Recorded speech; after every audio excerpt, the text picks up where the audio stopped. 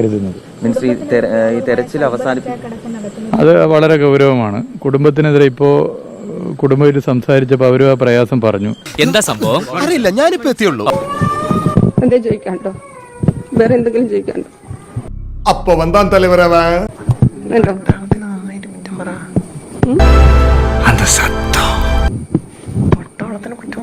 സുഗുണം പോകരുത്. ഞങ്ങള് പട്ടാളക്കാരെന്ന് പറയുന്ന ഒരു അഭിമാനത്തോടെ കാണുന്ന ആൾക്കാരാണ്. ഞങ്ങള് അച്ഛൻ പട്ടാളക്കാരനാണ്. ആ ഒരു അഭിമാനമൊക്കെ തെറ്റിപ്പോവുക. ചുരുങ്ങിയ ദിവസം കൊണ്ട് നീ അത് തെളിയിച്ചു. അല്ല, ഒരു തരത്തിലും അംഗീകരിക്കാൻ വേണ്ടി പറ്റാത്തതാണ്.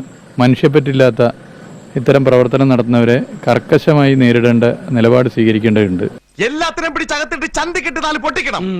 ഇന്നവർ പിന്നാമ്പറം കാണിച്ചു, നാളെ ഉമ്മറം കാണിച്ചാലോ? ഉപദേശം കൊള്ളാം വർമ്മ സാറേ, പക്ഷെ ചെറിയൊരു പ്രശ്നമുണ്ട്. എന്തേ ചോദിക്കാണ്ടോ? വേറെ എന്തെങ്കിലും ചോദിക്കാണ്ടോ? ഉണ്ടോ?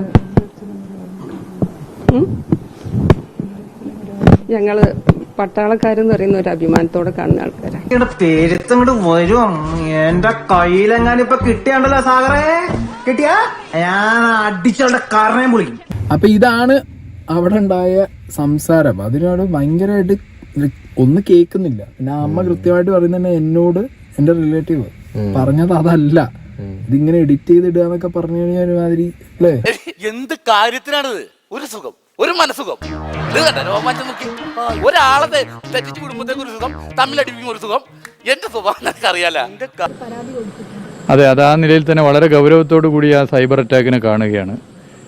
ഇങ്ങനെ മനുഷ്യന്മാരുണ്ടല്ലോ എന്നുള്ളതാണ്. ഇങ്ങനെ മാനസികമായി പ്രയാസം അനുഭവിക്കുന്ന ആ കുടുംബത്തിന് നേരെ ഈ നിലയിലേക്ക് ഉള്ള ഒരു ചെയ്തിക്ക് തയ്യാറാകുന്നവരെ നിയമത്തിന്റെ മുമ്പിൽ കൊണ്ടുവരണം. അത് ആ നിലയിൽ തന്നെ വളരെ ഗൗരവത്തിൽ ആ വിഷയം കൈകാര്യം ചെയ്യും. കേസ് കൊടുക്കണം പിള്ളേച്ചാ, പോലീസ് അന്വേഷിക്കട്ടെ. അതെന്താ ഈ നാട്ടിൽ ക്രമസമാധാനം ഇല്ലാതായോ? താങ്ക്സ് മോനെ ദിനേശ, താങ്ക്സ് അടിച്ചു പൊളിക്കടാ.